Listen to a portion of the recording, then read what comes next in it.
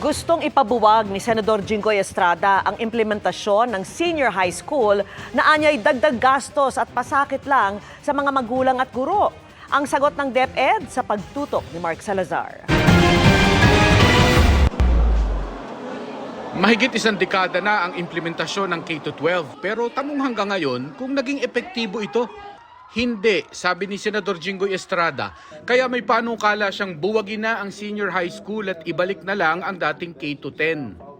Dagdag gastos lang din daw ito sa magulang at dagdag pasakit sa mga overworked teachers.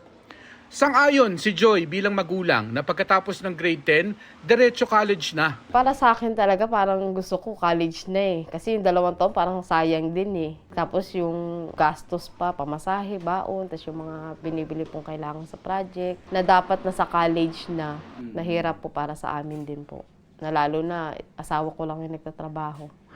Pero ang mga anak ni Joy na nasa senior high, hindi sang-ayon sa kanya at kay Senador Estrada. Parang mas pressure po yun. Sa ngayon po kasi, yung K-12 po, ayun po yung parang advanced study ng para sa college po ng mga estudyante po ngayon.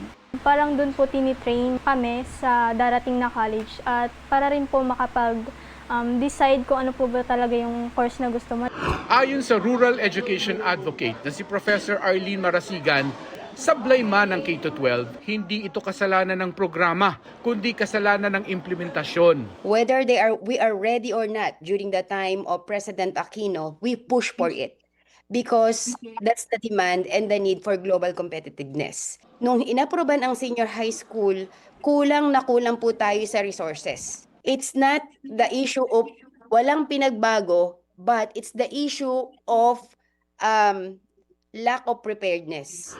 Ang tama at maayos na K-12 ay sapat daw dapat na diploma para makakuha ng disenteng trabaho ang mga estudyanteng walang pang-college.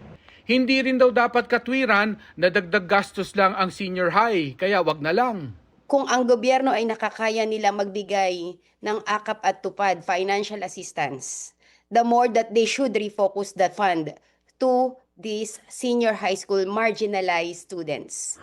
Aminado naman ng Department of Education na sablay ang 12 taong implementasyon ng K-12. Dahil dyan, ayon kay Secretary Angara, sa pagbubukas ng klase sa June 16, may pilot implementation ang DepEd sa 800 eskwelahan ng bagong senior high school curriculum. Ang mga ganitong evaluation at recalibration ng K-12 ang matagal na raw hinihingi ng mga education stakeholders. Wala po tayong short-term and mid-term evaluation and pumasok na po tayo sa 10-year or 1-decade evaluation, and that is the year 1 and year 2 of EDCOM report. Kaya po nahirapan pong mag-recalibrate ang ating mga government agencies. Tungkol naman sa panukala ni Senador Estrada na buwagin ng senior high school, ipapaubaya na raw iyan ng DepEd sa Kongreso. Para sa GMA Integrated News, Mark Salazar, nakatutok 24 oras.